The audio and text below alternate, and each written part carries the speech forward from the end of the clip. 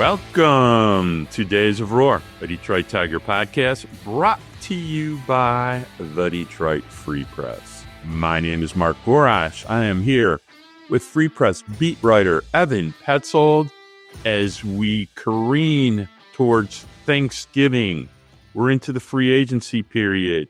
We're into the waiting until some team does anything part of the offseason in Major League Baseball. I really don't understand why they take so long to start doing things like every other sport. It's like a free-for-all as soon as free agency starts up. What's going on here? And that's just the way of the world in MLB free agency. If there were firm deadlines and there were certain time periods where you had to make moves, maybe it would increase activity a little bit. But instead, it's just this long waiting period. It has been this way, and it's always going to be this way until something changes.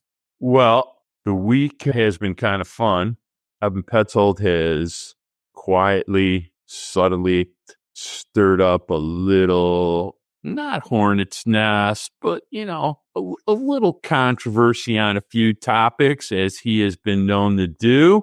There may or may not be some Tarik Skubal info out there. I'm not sure there is or there isn't. Why don't you enlighten us? Now, there's Tarik Skubal information out there. Yes, I was told the Tigers offered a contract extension, and yes, I was told it wasn't a competitive offer. And no, I can't really share anything else at this time, but to me, based on everything that I've gathered, it seems like the Tigers are trying to sell Skubal on the long-term plan in hopes he signs up for the 2027, 2028, 2029, and 2030 season, something like that. The way I understand it is, hey, we've tasted the postseason. We can win together. It's going to be a dynasty. Just stick around for a little bit longer and see for yourself. Again, that's how it seems to me. I'm not saying that's exactly how it is, but that's how it seems based on multiple people I've talked to. Here's the reality of the situation. Skubal becomes a free agent after the 2026 season, which is his age 30 offseason. And now here are my 2 cents. I don't know if Skubal wants to become a free agent again after the 2030 or 2031 seasons, which is when he's like 34 or 35. Like, if you're going to extend him, you probably have to make him a Tiger for practically the rest of his career. Otherwise, I don't see why a pitcher of his caliber would take a shorter extension now, only to hit free agency again in his mid-30s, especially if he doesn't need the guaranteed money now. Like, it would make more sense to get to free agency after the 2026 season at age 30 and then sign a massive 8 to 10 year contract to finish out your career. That way you get more money and you get more job security. The only downside is you have to stay healthy and successful for 2 more seasons to get to that. Again, a lot of that right there is me reading between the lines based on what I'm hearing. I'm sure we'll have more to discuss about this over the next 2 years, but it's obviously a hot topic, whether it's extend Tarik Skubal, trade Tarik Skubal, or do nothing. Like, this is a franchise pitcher. This is a guy who is the best pitcher in the world right now. And I think if you're going to make an extension offer, it's going to have to be a long-term offer that pretty much locks him up to be a Tiger for the rest of his life, buying out the arbitration years, and then also tacking a ton of years on the back end of that, as free agency years. So that's where I think things are at. Like, if the Tigers really want to get it done, they're going to have to blow him away. Like, there's no question about it. Because again, it's so alluring to go and get to free agency at age 30 after the 2026 season and sign that massive contract. Yes, you've got to stay healthy. Yes, you have to stay successful. But at the same time, you only need 2 more years to get there, and you could be the highest paid pitcher in baseball. So there are benefits to waiting around and not signing an extension. That's why I think the Tigers would just have to blow Tarik Skubal away if they really want to keep him. That's where I'm at with it right now, based on a lot of people that I've talked to, the reporting that I've done. And we'll see what unfolds. We got 2 more years, though. So we got some time. All right. So let's deal with a little bit of reality here because, most of the time people don't deal in reality. Hey, Tarik Skubal, Tommy John, 8 years ago, flexor tendon 3 years ago. Already had 2 left arm, elbow, flexor tendon injuries. He's got to give that some consideration when he's maybe evaluating a free agency because things could go wrong. Usually it's 10 years for a TJ before you start worrying about a second TJ. So Tarik's got a lot of money on the line. He's got $35 million a year once he hits free agency. But the second part of this equation becomes, what pitcher do you think is going to sign for greater than 6 years? What starting pitcher commands a contract greater than 6 years? Do you have any starting pitchers in mind that you think are going to get more than 6 years in a contract now? It's a great question, and it's a good point. But again, like, is Tarik Skubal like any other pitcher that we've seen? I mean, again, from the left side, throwing 100, multiple different pitches. He can bully you with the fastball. He can put you away with multiple secondaries. Like he's different than other pitchers. So yes, like in a world in which starting pitchers are not signing for 6, 7, 8 years anymore, Tarik Skubal is a little bit different, which is why I think he maybe is in a little bit of a different category, especially considering what he's done in the 2024 season to set himself up. All right. So Tarik Skubal has 1.5 seasons of dominance in his career. Corbin Burnes, free agent this year. Really don't care about, how you get hitters out, just that you get them out a lot. And I think that's something to consider. I've said this many, many, many, many times. Scott Boras is his agent. The way to sign Tarik Skubal, 6 years, $210 million right now, vastly overpay for the short term, 2 years, give him an opt-out after year 3. It's a win-win for everybody. We'll talk a lot more about this because we're going to do some shows on total free agency coming up because, that's what we do in the off season. But Tarik Skubal, probably didn't make a competitive offer. You know why? Because that's how they roll. I mean, they don't like spending money. And I'm not so sure it's Chris Ilitch that doesn't like spending the money. I think it's Scott Harris that doesn't like spending the money. I'm sure Scott won't be happy when I say that. But, when you keep the payroll low and the profits high, it's great.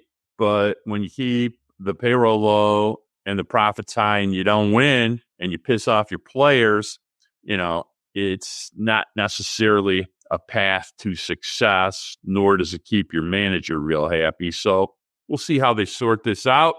Let's jump into the big two. Question one of the big two. Who is Roki Sasaki? And do the Tigers have any chance of signing him? Mark, this is the latest and greatest top young pitcher from Japan. He's under 25 years old and has less than 6 years of service time in Nippon professional baseball. So he is subject to international bonus pool restrictions, meaning he won't sign for like $325 million, which is what Yoshinobu Yamamoto signed for last offseason. But he will sign a minor league contract on a deal that's like pennies in comparison. For example, Shohei Ohtani signed for $2.3 million in bonus pool money in 2017, which is pretty similar to what Sasaki could eventually get as an international free agent. But to learn more about this, we're going to bring in Lance Brozdowski, the player development analyst for Marquee Sports Network, to help us, because the Tigers only have $620,000 remaining in their international bonus pool for the 2024 signing period, which ends December 15th, whereas the Los Angeles Dodgers have more than $2.5 million. But if Sasaki waits until the 2025 signing period, which begins January 15th, the Tigers are one of 8 teams with the highest international bonus pool, more than $7.5 million, whereas a team like the Dodgers has about $5 million. So, Lance, you heard the question. Who is Roki Sasaki, and do the Tigers have any chance of signing him? Thank you very much for joining us. Yeah, absolutely. Thank you for having me. Yeah, Sasaki is one of the most electric pitchers, I think, to come over from MPB in a very long time, particularly for the reason purely on velocity. He sat 99 miles per hour in 2023, and he sat a little bit lower, 97 in 2024, this most recent season with the Chibalote Marines. He's a fastball split slider guy. There's a curveball in there, but he doesn't really throw it a ton. That's kind of the base foundation of the repertoire. The splitter's a really unbelievable pitch from a uniqueness standpoint in terms of how it kind of compares to the fastball it's with. His fastball, a lot of like arm side run and movement, a lot of total movement on the pitch, whereas the splitter, he almost cuts it a bit. So it ends up in a kind of a different horizontal plane, so to speak, than the four-seam fastball. But that's who he is, kind of more the pitcher from a logistics standpoint or what he throws. I'm fascinated to see what an organization does when they get him stateside in terms of trying to get him back to the fastball shaking velocity he had in 2023, or whether some of the rumors out of MPB that he was preserving his arm, so to speak, and sitting at a lower velocity were actually true, and he prefers to sit at that velocity, and a major league organization believes he can sit there. So a lot of kind of nuance to it.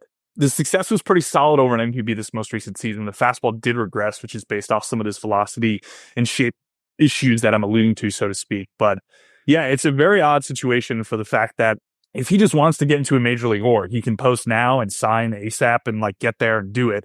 If he wants to try to make a little bit more money relative, say he just goes to the Dodgers in this most recent period, if he wants to make a little more money, he can wait, but then that would push him and get him into camp, so to speak, over stateside a little bit later than now. So there's a lot of variables here that I think are hard to figure out. And he has an agent in Joel Wolf who's seen and managed international signees before, Seiya Suzuki being one of them. So it's tough to gauge, I think, what exactly Sasaki wants, although there are rumors floating about it, you know. Nightingale said that it's locked to be the Dodgers. Then he kind of came back and said it's not. I don't think it's locked to be the Dodgers at all. I never thought from the start that it was, because it seems like every free agent I ever mentioned, everyone on the internet just thinks they're a Dodger. And I don't believe it's possible for them to sign 5 free agent pitchers. So there's a point at which, you know, Sasaki, obviously the best quote unquote value relative to the price. I think the Tigers have good a chance as anybody, right? If this rumor that he's going towards a team that has good pitching development and a situation he likes, I do think the Tigers are in the top half of the league in terms of pitching development. I think that's been a recent turnaround with Harris coming in. A lot of smart people there. Robin Lund is probably one of the sharper assistant pitching coaches in baseball. A lot of good people on the minor league side as well. So I think they can make a pitch to him that is attractive. As to where he wants to end up and all the nuance around which organization he views as the best from a pitching development standpoint, that probably has a lot more influence. So that's always the hard thing to nail on, is like, what exactly does Sasaki want? Well, the other question too that I had was like, how much of a difference does it make from a Tigers standpoint, whether he gets posted as part of the 2024, international signing period or the 2025 international signing period? Like that's a pretty significant difference. And then if it is 2025, if you're the Tigers, what is the pitch that you are making to Roki Sasaki? Like, what are you telling him about your organization to get him to sign with you over other teams that are offering pretty much the same amount? Yeah, it's a great point. I do think the Tigers' chances increase when you go to the new signing period. I think that if he were to post now, he's got to end up with the Dodgers. I think the Giants, the Orioles, and the Yankees are kind of the top 4 teams from the current pool that resets on that December 15th date that you already brought up. So I would be stunned if he goes to a team in this early window for like less than $1 million on the signing bonus that we're talking about. So if he waits, then I think the Tigers' chances go up. I imagine the Tigers' pitch is showing them the recent postseason run and going, we are turning our organization around, and you can be part of that. You can be the centerpiece right next to a guy like Tarik Skubal in the rotation. And I think it's as simple as that. I mean, maybe you bring in some tech, maybe you bring in, the initiatives that they've done on the minor league side in terms of the pitching development. They've revamped that. I think they've done a good job with adjustments in a lot of guys they've taken internally. You could show them a track record with guys like Jack Flaherty. They've done a lot in the most recent season or two. I'd say they're one of the teams that's definitely ticked up from how the industry perceives them of making pitcher better, specifically at the minor league side as well as the major league side. So I don't think the pitch is particularly complex. I think that's really it. It's like, we're getting better. You could be part of it. And we're definitely top half of the league in terms of the tech we have and how much better we can make you. Lance, I want to touch on how similar is Sasaki to Yamamoto. They seem like they have a pretty similar mix, but you've alluded to the fact that he threw a little different fastball in 2024 than he threw in 2023. So let's get a little bit into things people can compare him to. He is kind of a unicorn coming out of Japan. He's been pretty famous since he's been in high school. So let's touch a little bit on the background, how hard he actually throws, and how he compares to Yamamoto, who came over last year and after his first outing was pretty dominant. Yeah, Yamamoto is an interesting comp for him. I think they're different in a few respects. One, Yamamoto had a really good track record of success. Slightly smaller body guy, and Yamamoto doesn't throw as hard. Obviously came over with more command. The walks he had in Yamamoto and MPB were, I think, really low for each of the couple seasons he was there. So when he was coming over, I think everyone knew that he would have good control and he wouldn't struggle with that. Sasaki's a bit of a different animal. He's throwing so much harder. It's not particularly surprising that he doesn't find the zone as often. The walk rates are slightly higher, but I will point out, like, if you look at what he did in 2023, it's one of the most kind of insane pitching lines we've seen. He had like a 3-start stretch where he took a perfect game, I think, into the 9th inning, and then came out the next day and retired like 13 batters in a row, struck out 13 batters. Like, there's lore of this guy doing things that Yamamoto never did. It's just, it gets into that like burning really bright or burning bright for a long time, or slightly less bright for a long time, right? That's Yamamoto to me, where it's, he spins the ball really well, Yamamoto. He comes over, they give him a sinker, they give him a slider, he starts breaking out a sweeper as they get into the postseason. A lot of tinkering going on there. He obviously went down with an injury, smaller body guy, just really good command, really good ability to like pop fastballs away from righties as opposed to try to elevate with that Dodgers philosophy and stuff. So the track record's there. Everyone thinks he's really good. They gave him the contract to validate that. I thought he looked exceptional. I think he'll be really good next year. Sasaki to me is much more variant. It's just who he is as a pitcher because of the velocity, because there's not the same innate ability to spin the ball. Sasaki's slider averaged under 2,000 RPM in MPB this year. That's with a slightly tackier ball. I don't expect him to sit any more than like 2,200 RPM. Average for a Major League breaking ball somewhere around 2,600, 2,700. That's a substantial difference. It's not like a death sentence for the pitch, but you think of spin being like a capacity for movement. I think it'll be pretty hard for him to get, late in the year and then all of a sudden give him a sweeper and then that's a good pitch for him versus righties. I think it's one of those things where if he goes to an organization, they're just really going to have to push that slider velocity as much as they can, get that thing up to like 91, 92 miles per hour and have it linger around there and just kind of velo people to death as opposed to, manipulating pitches and really expanding the repertoire out because of how that spin capacity works for Sasaki. So I'd say that's a pretty good fundamental difference, and the track record's probably the other biggest part of it. But again, I think that because of the price that is being paid for him, the fact that he's basically, you're signing him as like a minor leaguer, right? You have him on the minimum for 3 years, that he goes into arbitration, et cetera. Then he's coming on a signing bonus that will take up the majority of a team's international pool. Will it take up 100% of it?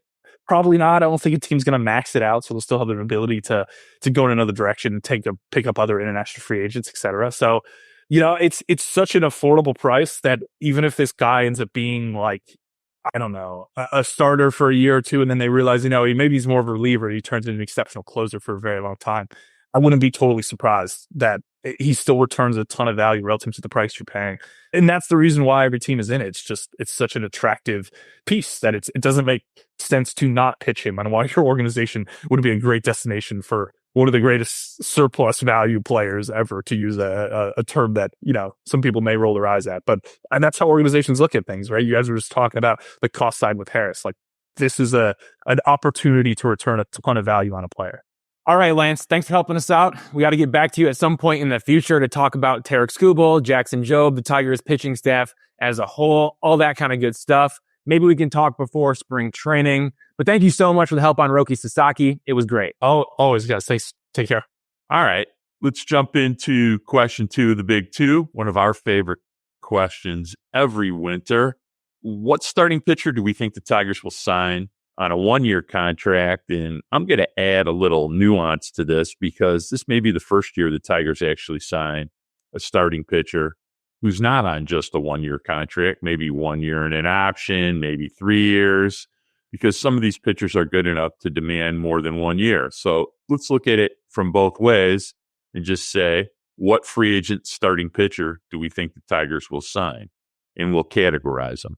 Give me your thoughts on this. This is one of your favorite topics. I'm going to stick with the 1-year deal just because that's what Scott Harris said he wants to do. Look, the Tigers signed, fixed, and traded Michael Lorenzen and Jack Flaherty in the past 2 seasons. And Scott Harris said they're going to try to do it again in 2025. Both Michael Lorenzen and Jack Flaherty signed 1-year deals.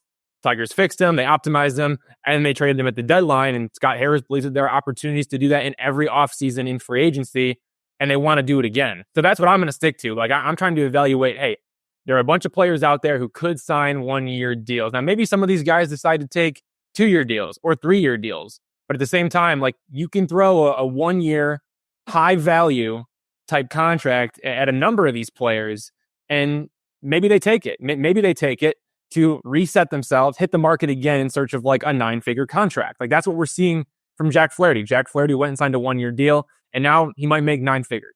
Like, that's just where he's at right now in this second round of free agency because of what happened with the Tigers. So if the Tigers are trying to do that again, I like Shane Bieber, Walker Buehler, and Frankie Montas. Like, those are my top 3 options when you're talking about a 1-year deal, bounce back, reclamation project type pitcher. Shane Bieber, a right-hander. He won the 2020 AL Cy Young. He underwent Tommy John surgery in April 2024. He probably won't be ready to pitch again until June 2025. So you should get at least 2 healthy months of Shane Bieber before the trade deadline, maybe 3 healthy months of Shane Bieber, depending on his rehab timeline when he's able to make it back. But before the elbow surgery, he added a splinker, which is a splitter thinker combination, to his pitch mix. He decreased the usage of his cutter while increasing the usage of his fastball and his slider. Now, his fastball velocity has diminished since he won the Cy Young, but he still throws around 92 miles an hour and has elite command. So from the looks of it, Shane Bieber just needs to be healthy and pitch. Like, he's already fixed. He's already added the splinker. He's already, decreased the usage of the cutter and added more to his fastball and his slider. Now he just has to pitch. I think he could sign anywhere between a 1-year deal and a 3-year deal, depending on when he wants to return to the open market. But he's only 29, so he might favor the 1-year deal in hopes of getting a 9-figure contract next offseason. Walker Buehler, a right-hander. He's a 2-time All-Star, 2-time World Series champion, and he finished 3rd in National League Cy Young voting in 2021. And then after that, everything went downhill. He underwent his 2nd Tommy John surgery and his first flexor tendon surgery at the same time in August 2022 and didn't return to the big leagues until May 2024. He was terrible in the regular season, but then he dominated in the postseason, specifically in his final 3 outings. He threw 4 scoreless innings with 6 strikeouts in Game 3 of the NLCS, 5 scoreless innings with 5 strikeouts in Game 3 of the World Series, and 1 scoreless inning with 2 strikeouts to finish Game 5 of the World Series. The biggest difference, Buehler unlocked the best version of his fastball for the first time in a long time. And when his fastball is unpredictable, he has the other tools to be one of the best pitchers in baseball. So I'm expecting Walker Buehler to sign a 1-year deal in hopes of parlaying that into a lucrative long-term contract next offseason. I think he can do it as long as he accepts coaching, maintains his elite fastball, and performs at an all-star level. And then there's right-hander Frankie Montas. He barely pitched in the 2023 season because of shoulder surgery. He signed a 1-year, $16 million contract with the Cincinnati Reds, and then he was traded from the Reds to the Milwaukee Brewers at the 2024 trade deadline. He proved he could stay healthy for a full season. Yes, he posted a 4.84 ERA, but he did so in 150 and 2/3 innings in 30 starts. So this guy has proven he could stay healthy. Also, after the trade from the Reds to the Brewers, he improved his strikeout rate from 19% to 29%. And he improved his fastball velocity from 95 miles an hour to 96 miles an hour. So now that he is healthy, I think the next step is for a smart pitching department, such as the Tigers, to help him make adjustments to his mechanics and his pitch mix. If that happens, he could develop into a frontline starter again. So when you look at Shane Bieber, Walker Buehler, Frankie Montas, my personal choice is Frankie Montas just because he has that proven durability as a healthy starter. So I think it's less risk with almost the same reward. Like, there's not as much injury risk with Frankie Montas or as much of a crash and burn type of a risk when you're getting a pretty similar reward. Yes, Walker Buehler has more of an upside, but at the same time, I think Frankie Montas has a much, has a good floor. Like, I think they both have really good floors. So I think, again, less risky, almost the same reward. Plus, he still has a high velocity fastball, a 5-pitch mix, and average whiff rates. There's just a ton to work with Frankie Montas. So those are the 3 guys that I really like on 1-year deals. And throw out the idea of a 3-year deal. Like, I want the Tigers to sign one of these guys on a 1-year deal, fix them, and then either keep them, but I don't know, why not trade them? Why not trade them and get prospects and just continue to stockpile? If you have young players coming up, if you have pitching chaos that you can unload on teams if you want, I'm okay with the Tigers making moves at the trade deadline to add 18, 19, 20, 21-year-olds into their organization, guys that are top 100 prospects. Like, I'm okay with them doing that if they continue to supplement their big league rotation with young pitchers or pitching chaos. Those are the 3 guys that I'm looking for. I think Shane Bieber, Walker Buehler, Frankie Montas, any of those 3 would be great choices. All right. So let's separate out strategy versus team building.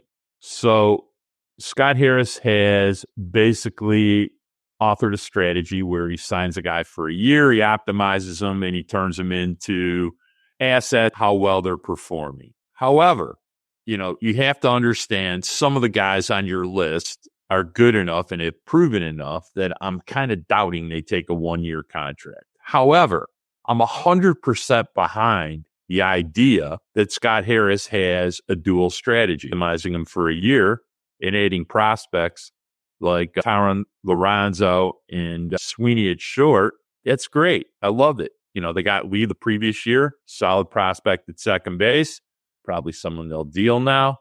But the idea behind adding assets for a half a year of a pitcher is really, really good. But let's separate it out now. You got an $80 million payroll. You got a team that just made the playoffs. Selling the future, the time is over for selling the future out.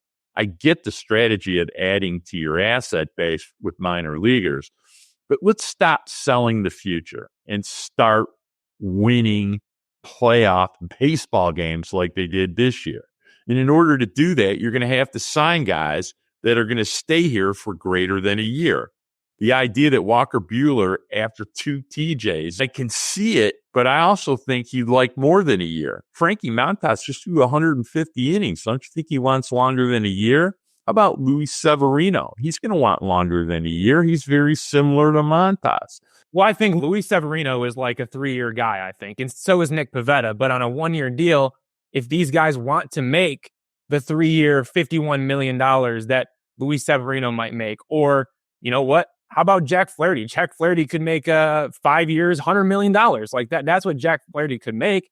And so if these pitchers want to make that kind of money, they have to do a 1-year deal to get back to free agency. That's the thought process there.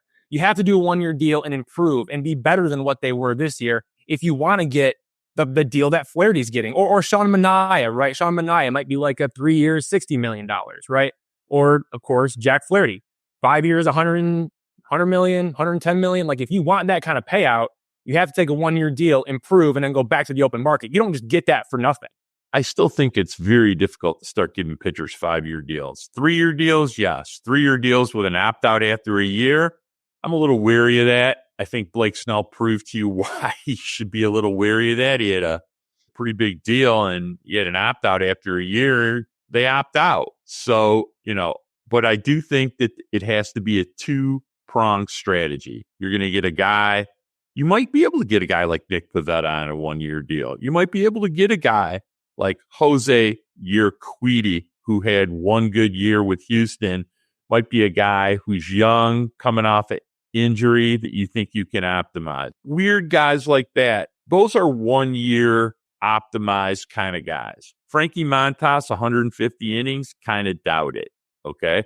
So you have to have a 2-pronged approach because let's be really blunt about it. You need 2 starting pitchers. You need one, a guy you might deal, and another, a guy you might keep. And that's, in my mind, what I hope they do. We'll see what they do.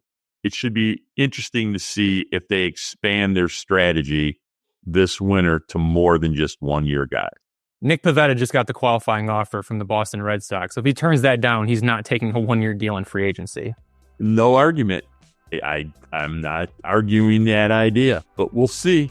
We have a special guest, former Tiger minor leaguer, famous brother, famous podcaster, Ben Verlander. We'll be back in 60.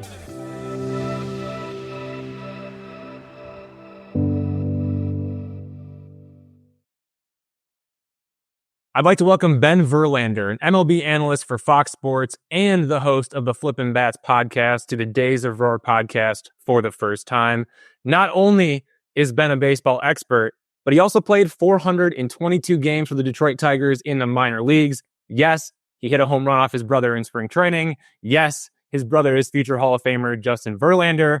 But Ben Verlander, welcome to the show. We're glad to have you. Appreciate it. What's up, Evan? Mark, thanks for having me, guys. No doubt. Hey, I want to jump right into this really quick. Reflecting on the evaluation of the Jack Flaherty trade, I know a lot of fans, Tigers fans, have come at you for that. And I'm just curious to kind of get your thoughts on that now, because when the trade happened too, like I had reached out to people, in other front offices, and they said, hey, the Tigers didn't get a whole lot for Jack Flaherty. They didn't get what was expected. How do you evaluate that trade now, knowing that like Trey Sweeney probably is not like the shortstop of the future? Tyron Lorenzo, he's still just, an A-ball. Like, I don't know. How do you kind of look at that compared to maybe what you thought about it, back at the trade deadline? Yeah, I think I look at it a little better than I did at the trade deadline. I self-admittedly online said, I think I was wrong about that. I feel a little better about it now than I did at the time. I also felt like some criticism was fair. I know the Scott Harris regime hasn't been around super long, but, the top of the top has been. And I feel like criticism at times is fair and deservedly so with the Tigers organization. I think giving them the benefit of the doubt after the last over half a decade isn't what they deserve. I feel like they've made some moves that are some boneheaded moves and deserve a bit of criticism. And I saw this one come through. I was hoping for the best. I don't know if everybody knows I do cover baseball nationally, but I will always root for the Tigers. I openly say that. And I want them to do great. And I thought that trade at the time wasn't the trade to be made, but ultimately turned out really well. I think the second half of the year was incredible. They went on a great run. I think the minor league guys they got for it looked to be good. Like you said with Trey Sweeney, he certainly filled a hole that was needed at the major league level during that time. So yeah, I think I feel much better about it today than I did the day it happened when I was critical. And as you said, I get some flack for that. But if I was right about 100% of the things I say, then I probably would be, I don't know, winning the lottery or something. No doubt. Okay, we can put all that behind us now. We can settle in. And I like that you mentioned that. Like, you are a Tigers fan. Like, you want the Tigers to win. So as a former Tiger, what was it like watching the Tigers get into the postseason for the first time since 2014 and win a playoff series for the first time since 2013? That must have been just an incredible experience to sit back and watch all that unfold. It's the funniest thing because I openly root for the Tigers. I think with the nature of what I do, I think baseball needs more fans, like people that cover it that are fans of the sport. And I think for the longest time, the national media was just like, put your head down. You don't root for a team. You're not a fan. You cover the sport. And I think this wave of newer age media, if you will, has come in and not afraid to root for the game and root for players. And I played in the Tigers organization. I have every right in the world to root for the team and the organization. And I love the people, a lot of the same people in the organization. And, for years since I've been covering baseball, it's not been pretty for the Tigers. So to see them go on the run they did was really cool. And I felt like, honestly, it's probably 2 years ago, 3 seasons ago, is when I finally started to say, you know what? The tide is turning in Detroit. Things are going to start happening. Spencer Torkelson, Riley Green, and then you got these young pitchers, and it just seemingly was never clicking. And I was like 2 years off. And then last year, I refused to do that same thing, and it turned out to be true. Another slow start and just couldn't get there. And then this year, to actually have belief, to have the best pitcher in baseball in Tarik Skubal, to have AJ Hinch pulling all of the right strings in the second half of the year, to go on a run, a historic run. I mean, they had a 0.0 something chance of making the playoffs, was really cool. And to root for them and to ultimately come down to the last day and to get in and for them to play the Houston Astros, in my brain, I'm just like, are you kidding me? I have been waiting for a decade for this Tigers team to get back into the playoffs and to be good and to root for them. And the day they finally do, they have to play my brother's current team. Like, what is happening here? But I couldn't have been happier for them and the run they went on. All right, so let's pick up from there. Tigers make the playoffs, actually win a series against your brother's team. And the question starts becoming, since you cover baseball on a national level, what do they need to add this offseason to continue to improve? I mean, things like extending Tarik Skubal, signing Alex Bregman, a player you're obviously very familiar with, and you're familiar with a lot of things about Alex Bregman because you get to be around Houston a little bit because of Justin. Or do you think they need to stay patient, continue to build from within, or do you think they need to bring in some outside help? I am tired of hearing the word patient. You have the best pitcher in the world currently. You got the best pitcher in baseball in Tarik Skubal. You have a young core that I think is I think Riley Green is the real deal. I think Torque showed signs of improvement, but I think when I look at this offseason, a couple of things come to mind. One, you have to be honest with yourself about Javier Báez. It did not work. It is a massive waste of payroll and a waste of money. But if he can't come into spring training and be a decent hitter, you have to be honest and just cut your losses. And I don't know what that looks like. I don't know if it's cut your losses as in, release them or option them or just not play them every day. I don't know what that looks like, but enough of the pencil him in every day, shortstop, Javier Báez. This is a winning team. This is a team ready to win. And Javier Báez over the last couple of years, unfortunately, hasn't been a winning player. So I'm not saying he can't play this year. I'm saying, like what I've heard, you got to go into spring training with an open mind about him. He's not penciled in as the everyday starter. He's going to have to earn that, and I don't know if he will. Offensively, you got to make it's time. And this is where I feel like with the difference between Chris and Mr. Ilitch is that moves, in my opinion, used to be made to make the team good. And now it seems like with the new regime, it's you prove to me you can be good and then we'll go make the moves. I think of Pudge. I mean, Pudge changed Detroit forever. It was one of the worst teams of all time. They go sign Pudge, and then other guys want to sign. Justin comes up, other guys come up, and next thing you know, it's a World Series, an AL championship winning team. I want to see them make a move and know they're close enough with a great pitcher, with young offensive guys that have shown they can win, they can get there, they just need help. So, Mark, you mentioned Alex Bregman. I think that's a great place to start. An offensive guy like that. No more of the moves, and this is no discredit to any of the other guys they've brought in over the last couple of years that can be good lineup guys, but not a great offensive get. They need those guys. They need to start making the moves to make yourself a really good offensive team. And those moves that we've seen over the last couple of years, like, I don't know, the Mark Cannas of the world. Mark Canna's great, but it's not, you know what I'm saying?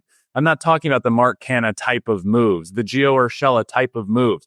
I'm talking about the Alex Bregman type of moves, and it's time to at least go get one of those guys this offseason.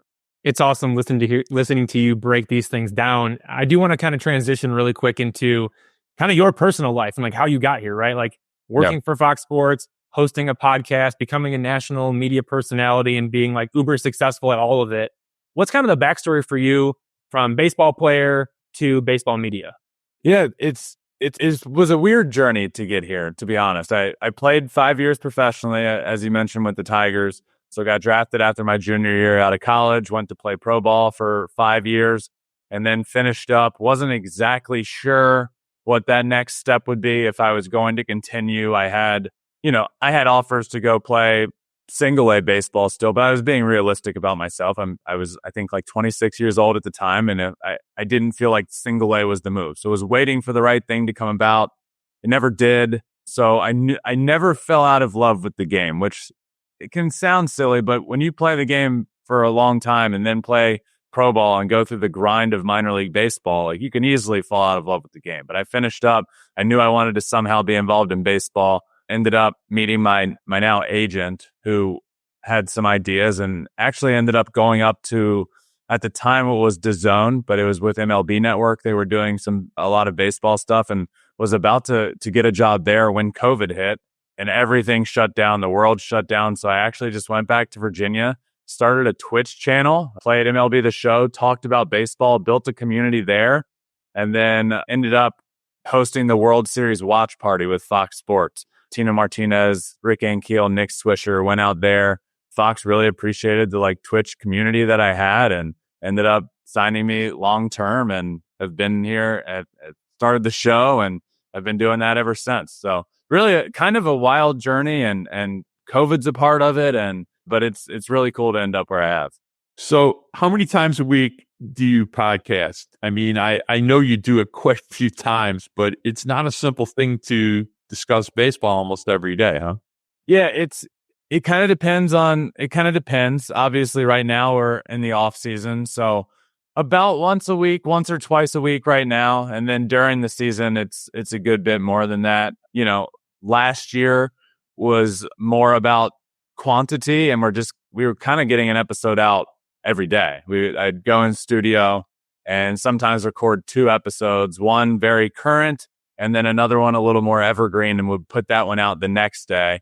So we'd kind of have one every day last year. This year toned it back a little bit, probably 3 or 4, probably 3 during the first half, and then throughout the regular season, and then playoffs, you kind of ramp it back up a little bit, and then you immediately ramp it back down. But long roundabout answer is it kind of depends on time of the year. All right. I want to talk a little bit about something, I've watched you get criticized for a lot of things, but I think people need to understand a few things. First of all, you had over 1,000 OPS your junior year in, playing D1 baseball. Not a real simple thing to do to be a good D1 baseball player. I think people can't appreciate how difficult it is. Now you transition, you become a minor leaguer for 5 years. You actually hit 18 home runs as a minor leaguer. It wasn't like you never left the yard.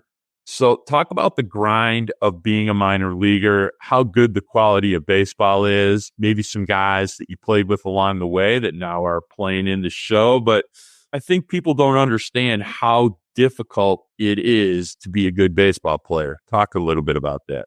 Yeah, I appreciate that. I think a lot of that comes, the nature of being Justin's brother plays a factor here, right? If my last name wasn't Verlander, I think my career would be looked at as, dang, man, you were a good baseball player. D1 All-American, played professional baseball for 5 years, but the fact that I didn't throw 103 and didn't make it to the big leagues and I'm not a Hall of Famer, obviously I didn't have the career my brother has. I don't claim to. I am not as good as he was. You want to talk hitting? That's a different story. Much better hitter than him. But, I think it's an interesting conversation because I did get to pro ball. I was a minor leaguer. I didn't get to the big leagues. I have the last name. So a lot of that comes into play when people criticize the career. But it's not, I'm very proud of the career I did have. I made a decision in college after my sophomore year. I was a pitcher and a hitter in college.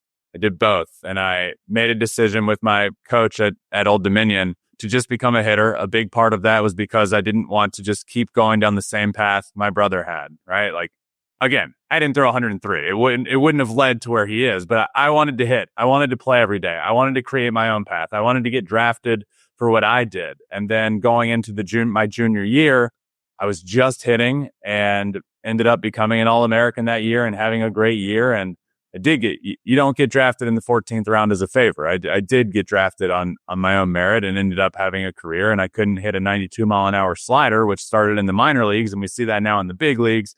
But yeah, I think I look back on it and realize everyone's career comes to an end at some point, right? And mine came to an end later than most people and than 99.9% of people. And I'm very proud of that. So I appreciate you for asking that. Well, hey, you mentioned that you're a much better hitter than Justin. Let's not forget you took him deep. Okay, so tell us the story about the time that you hit a home run off of your big brother, Justin Verlander. That happened back March 2016 in spring training. Walk us through it all.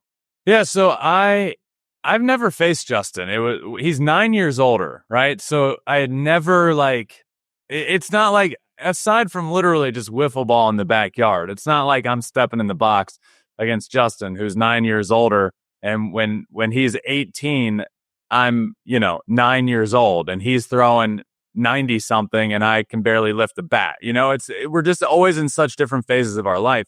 But I loved baseball and obviously he did. And we were always talking about, one day I'm going to face you and I'm going to hit a homer. And he'd say, no, we're going to face each other and I'm going to drill you in the ribs. That was always the conversation we'd had forever.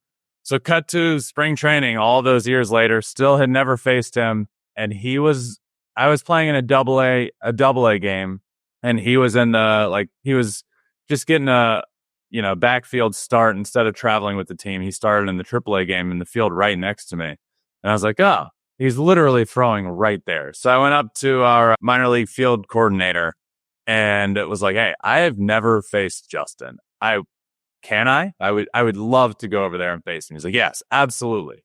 Game's about to start, but don't lead off. He's going to see you and not want to do it. So go stand. If you know the Lakeland backfields, which obviously you guys do, but if you know the Lakeland backfields, it's not a typical field and dugout. So I'm hitting second. I'm standing back behind the dugout. First guy pops out to right field. As Justin turns around to watch the guy catch it, I run up into the box. He turns around and I'm standing there and you can see the look on his face like, oh God, great.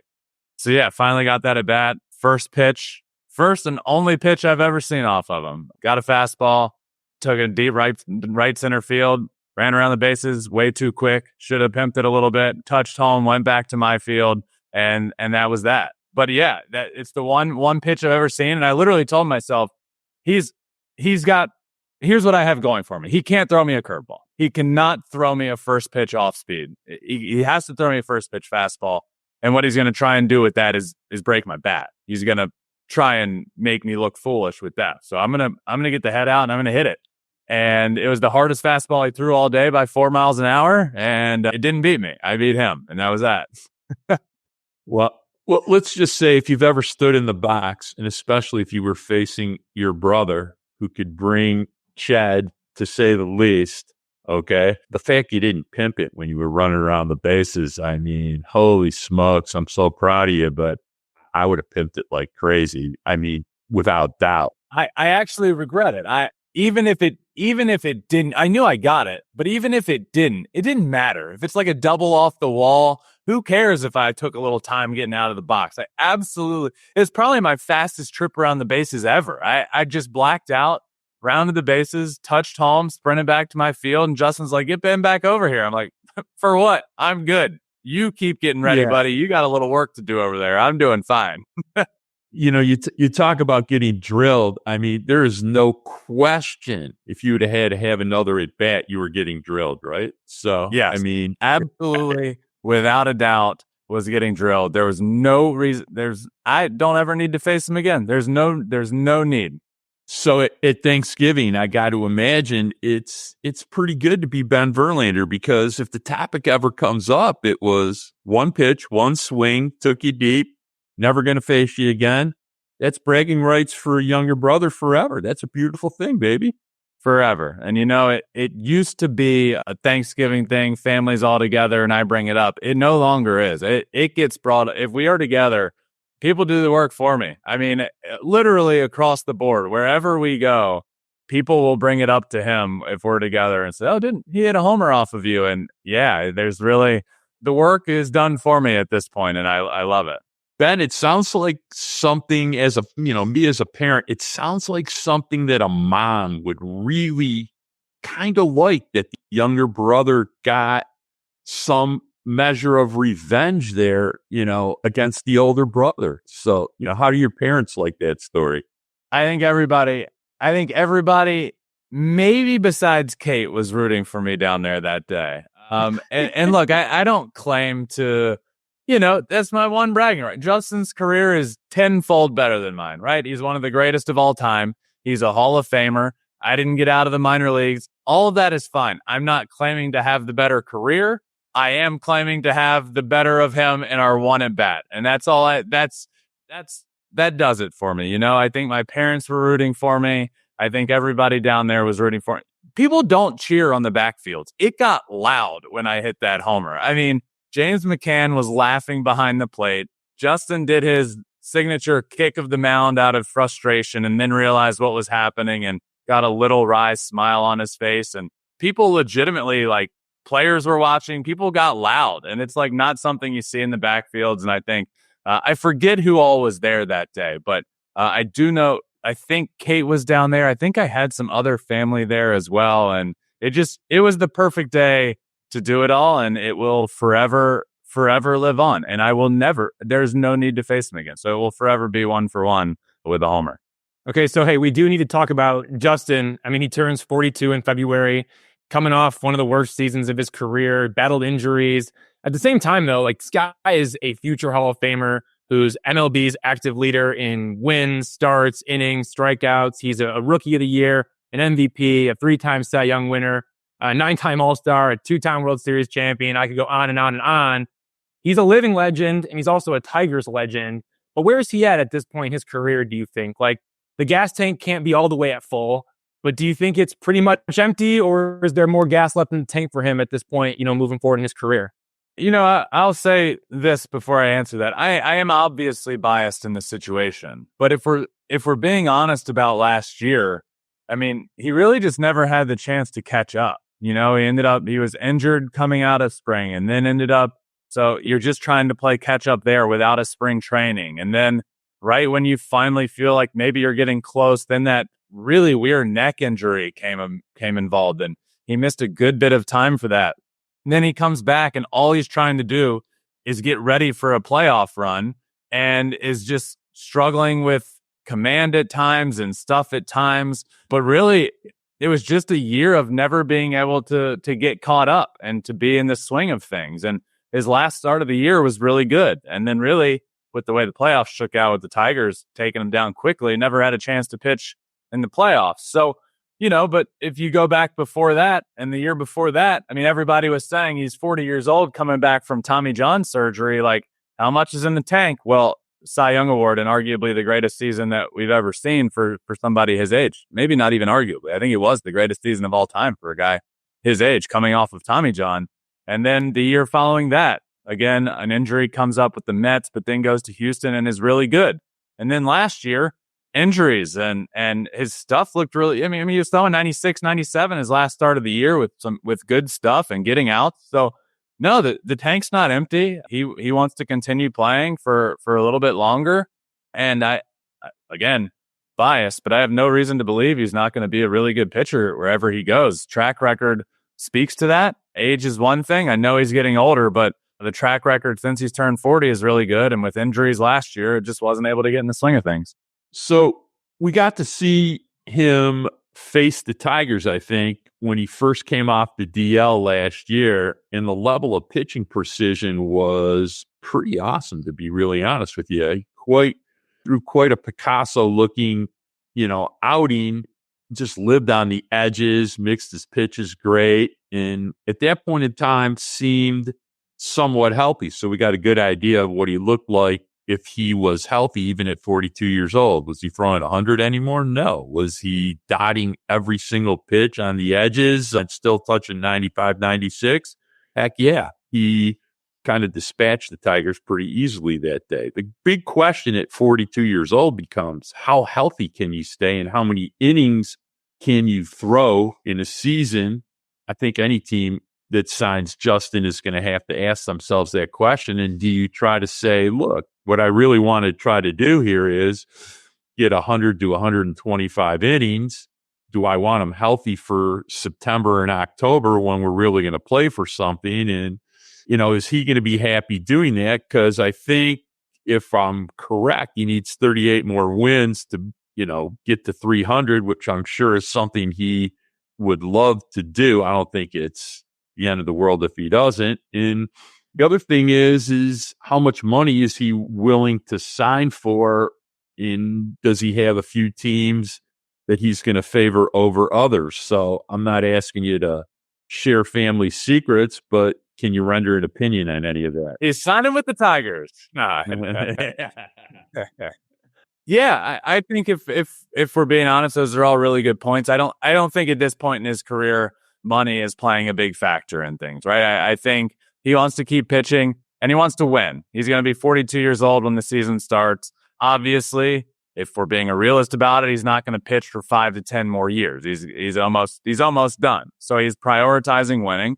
I think if he heard you say, I don't know, do you get 100, 125 innings out of him? I think with the nature of who he is, he'd be pissed off at that and say, no, I'm going to be fine. I'm putting in the work to go out and do my normal workload. And I think there was a point in his career where he started getting along the lines of like a Tom Brady type taking care of his body. He is so in tune with himself and his work ethic to get ready. And, it was sort of a freak neck injury last year. And I get freak injuries happen more so when you're 41 than they do when you're 31. But, sort of a freak injury came up and he's already back and getting himself ready to be a good starter for somebody next year. And I don't know where that is. I don't know if he knows where that is right now, but I know he's going to prioritize. I know he wants to win at this point in his career. And I know he's going to go somewhere where he wants to prove himself and keep getting some wins and keep proving that he's going to be a good pitcher. So I wish I had a better answer for you, but I don't think if you asked him that right now, one, he wouldn't tell you, but two, I don't think he knows. So we'll see. But that is what I would say. It's about winning at this point. So Ben, before we get you out of here, I got to ask you because Tigers fans will kill me if I don't ask you. And again, no family secrets. I've asked you this before. I've asked Justin this before as well. Do you think Justin Verlander returns to the Tigers?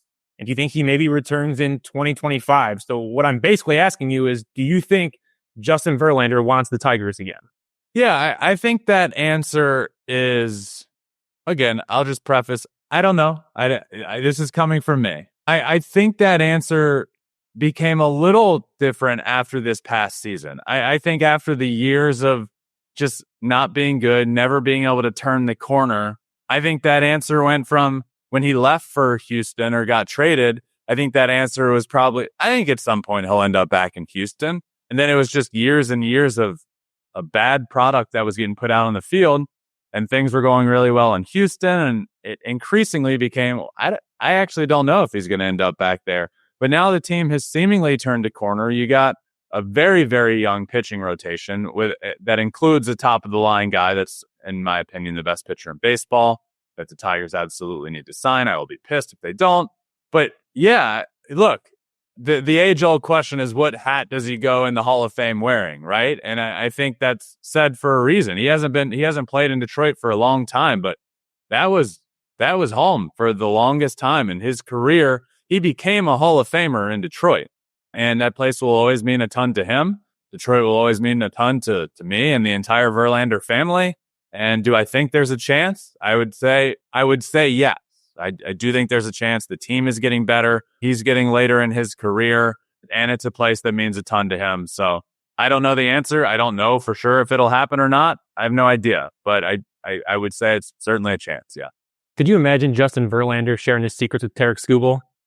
That would be, I do think that plays a factor in thing. Like Justin wants to, he plays the veteran role really well. And he was doing that when he went to Houston, 2017. I mean, there's that, they were playing the Dodgers and he came out of the dugout and was screaming at guys to figure it out and to get going. And was always talking to pitchers and has, really gotten close with Hunter Brown there, who obviously a Michigan guy and has mimicked his mechanics after Justin. And I think he really likes that role. And I mean, Tarik Skubal is the ultimate guy that you want to go in and be like, look, you got the stuff right now, but I have the mentality and always will. Let's work together. And that would be really cool. I love that. All right, Ben, that's all we have for you, but thanks for joining us. We appreciate your insight into the Tigers, but more importantly, the background into your journey from baseball player to baseball analyst. Hopefully we can have you on the show again in the future. Yeah, I really appreciate it. Thanks a ton. Yeah, thanks again. Everyone, that was Ben Verlander, MLB analyst for Fox Sports, host of the Flippin' Bats podcast, former professional baseball player, and brother of Justin Verlander. We have more to discuss, including prospects the Tigers need to protect from the Rule 5 draft. But first, let's take a break.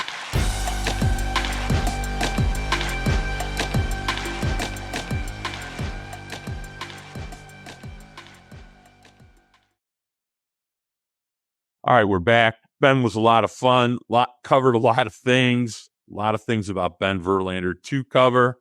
All right, so we've discussed this a little before, but it's such an important part of 2025 for the Tigers. I think we need to address it again.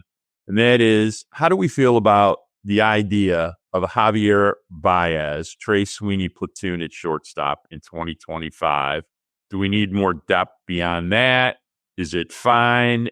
Really, in reality, what are we thinking about? Well, here's what Scott Harris said at the general manager meetings. Quote, "It makes sense on a whiteboard. We'll see how they perform and how they respond. First, we have to get Javi healthy for that to even be a possibility. I feel better about the shortstop position now than I did as recently as 5 months ago." End quote. Now, a lot of people were upset about that comment, but I don't really understand why. Like, yes, Javi Báez hit 184 with a 516 OPS in the 2024 season. So there are two reasons right there why people are upset. Also, he has gobbled up $67 million without doing much of anything positive. So there's another reason why people are upset. And I'm sure we could go on and on and on. But at the same time, wouldn't the Tigers be foolish to cut him and eat the remaining $73 million over the final 3 years of his contract before even evaluating him after the hip surgery? Like, he underwent hip surgery in September. And the Tigers hope the hip surgery will fix his rotation issues when he swings. What if the Tigers are right? If they're wrong, you cut him at the end of spring training or put him on the injured list or do whatever you have to do to make sure that he doesn't step foot on the field on 2025 opening day. But if the Tigers are right, wouldn't the Tigers be making a massive mistake by cutting Báez right now? Like, we're in the middle of November, not late March. He will never be the Cubs version of Javi Báez again, but I do believe he can contribute even in a lesser role. So for all the people screaming, cut him now, what are you doing? That just doesn't make any sense. Like, you're going to evaluate what you have, especially coming off of a hip surgery. Like, if he hits 240 with 7 home runs and a 680 OPS across only 250 plate appearances, not 500 plate appearances, but 250 plate appearances. And if he plays average defense at shortstop, that's the guy who can help you win. As for the actual platoon situation, it makes a lot of sense. Like Baez as a right-handed hitter would play against left-handed pitchers. Trey Sweeney as a left-handed hitter would play against right-handed pitchers. That means Baez would rarely start at shortstop because there are way more righty pitchers than lefty pitchers. So Trey Sweeney's already making more of the starts anyway. And also, let's not act like Trey Sweeney is the savior at the shortstop position. He plays average defense, but he hit .218 with 4 home runs, 7 walks, and 32 strikeouts in 36 games. Trey Sweeney is not the future at shortstop. Javier Báez is not the future at shortstop. But they both might have to share the position in 2025. And here's my big message to Tigers fans. You better pray Kevin McGonigal can stick at shortstop. Well, look, let's first deal with the Javi Baez question. The Tigers are going to pay Javi Baez 3 more years and $75 million more, whether they cut him now or not. So it's absolute insanity at the idea that you would cut him right now before you can see what, if anything, surgery is done to bring him back to a better place physically. Because if Javi Baez is 90% healthy, I think he's a lot better than he's been the last, for sure last year. I mean, a cadaver would be better than what he was last year. I mean, Javi Baez as recently as September of 2023 was raking. So, and more importantly, you still got to find out if he can contribute anything. It doesn't cost you anything. You're going to pay the same money. More importantly, if he is healthy enough to contribute something, I think people forget how good Javi Baez was at playing second base and third base when he was with the Cubs. He played them all. And he can contribute at more than just shortstop. And I think it's likely if he's healthy enough to contribute anything, there are going to be times in the 2025 season, if he's on the roster, that he's going to do some good things. But you have to wait until spring training to find out if he can do some good things. And more importantly, I brought this up multiple times. And just as a qualifier to what I'm going to say, we have no proof that what I'm saying is true, but I'd be astonished that a Major League Baseball team who signed a free agent shortstop at the age of 28 years old did not get disability insurance on him when they signed him. So if he is not healthy, the Tigers stand to get an offset against his money. And if you don't believe that's important to a Major League Baseball team, paying a player $1 million a week during the season, then you aren't really paying attention to how baseball operates as a business. So the idea that they're going to cut Javi Baez now, it's just insanity. Grow up, people. They're not cutting him right now, nor should they. They need to find out what he has in the tank before they make the business move to take on $75 million in debt for the next 3 years, period.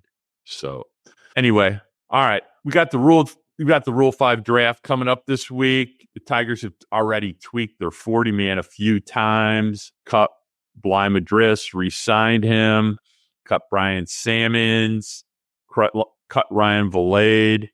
Do you see any more moves that have come in this week, or do you think they're pretty good at where they're at? Yeah, the Rule 5 draft is in December. That's in early December at the winter meetings. The deadline to protect players from the Rule 5 draft is 6 p.m. Tuesday. So here's how it works. Players signed at age 18 or younger need to be added to the 40-man roster within 5 seasons. Players signed at age 19 or older need to be added to the 40-man roster within 4 seasons. If not, then those players are eligible for the Rule 5 draft. In the Rule 5 draft, which takes place in early December, a team can pick an unprotected player from the other 29 teams, and that player must stay on his new team's 26-man active roster for the entire 2025 season if the new team wants to keep him unrestricted for the 2026 season and beyond. If not, the new team must put the player on waivers and then offer him back to his old team. The Tigers did this with Akil Baddoo and Mason Engler. That's how they came to the Tigers organization and how they stayed in the Tigers organization. However, the Seattle Mariners, if you remember, selected Will Vest in the Rule 5 draft, and then they returned him to the Tigers midway through the 2021 season. That's why Will Vest is a Tiger, not a Mariner. I have 7 players on my watch list, but 2 of them stand out to me. Right-handed reliever, Tyler Owens. Tigers acquired him from the Texas Rangers in a 2024 Carson Kelly trade.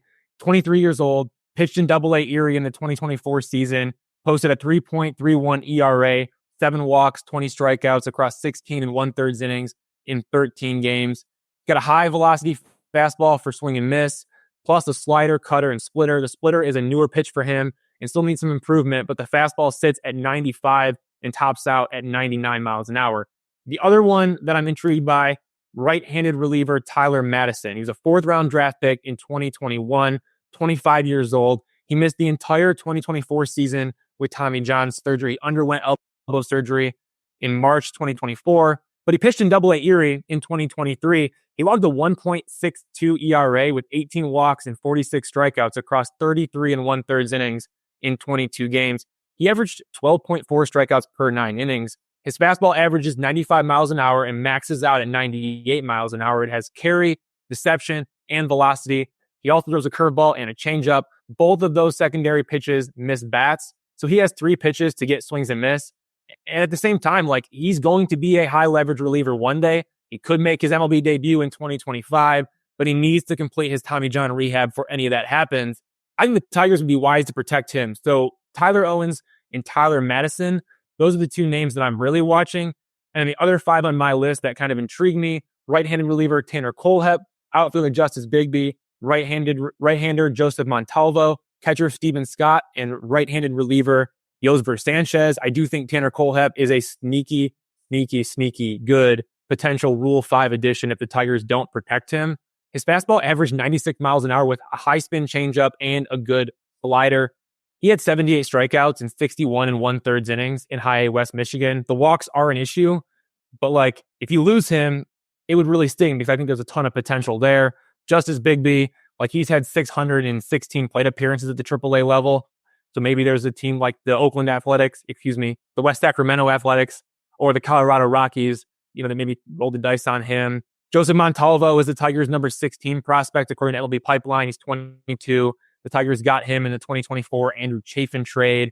I still think he has a long ways to go in his development. And his stuff, at least right now, for me, is not MLB bullpen ready. I wouldn't be worried about losing him, but he's still on my list. He's a highly ranked prospect, at least internally. Not so sure about nationally. He's not nationally ranked in the top 100 or anything like that. So I would be worried about losing Tyler Owens and Tyler Madison. Those are really going 2 guys. The only real question is, like, do the Tigers want flexibility on their 40-man roster, which is currently full, or do the Tigers want to protect, 2 of those players or maybe just one of those guys from the Rule 5 draft? That's the big question. Flexibility on the 40-man roster or protection for a couple of prospects that might fizzle out? Well, look, it's not like the old days with the Rule 5 draft. It's been watered down a little bit. There's very, very few guys on the list, if you review, that are eligible for the Rule 5 draft. If the Tigers lost, anybody would be very disappointed about them losing. I think the Tyler Madison idea is probably by far and away their best, most, attractive player. He's hurt. You can probably DL him. And as long as I think you got to get 90 days on a major league roster, if I remember correctly, in order to fulfill the Rule 5 requirements. He'd be a guy you could carry. He's got a bunch of rehab left from his TJ, but he's also a guy that was probably by far and away the most interesting Tiger minor league reliever prior to his TJ. So it wouldn't shock me if they figured out a way how to add him to the 40 in lieu of slider heavy, frustratingly poor Mason Englert. That would probably be my first guy I would lop off the 40. Anybody else they have, not real interesting. I mean, we could make a case for Roberto Campos, but Roberto Campos played at High A West Michigan this year, and I find it highly unlikely someone is going to take a flyer on Roberto Campos, even though he still has tools. He's far, far from being a major league player, and to carry him on a roster for a year would be borderline insanity, even if you were the Colorado Rockies. So I'm not really seeing much risk or players to add besides Madison. So you got any thoughts on anybody else on the list? I mean, Campos, they paid a lot of money for him, but I don't really think a major league team is going to roster him for an entire season. Do you? No one's taking Roberto Campos. And if you're thinking about taking Roberto Campos, just take Justice Bigbie at that point. Like that makes way more sense. And he has way more experience at the AAA level, and he's much more big league ready. So yeah, no team's touching Roberto Campos. The Tigers do not need to protect him. All right. Okay, it's time to get out of here. I want to remind everybody to please like, rate, share, and subscribe wherever you listen to podcasts, Apple, Spotify, Amazon. You can always find us embedded in every single Evan Petzold article at freep.com. I'd like to thank our editor, Nicole Avery Nichols. I want to always thank the Magic Man, Robin Chan. Love my grandson, the spectacular Braden Michael Gorash. Shout out to Savannah Petzold, as always. Until next week, peace.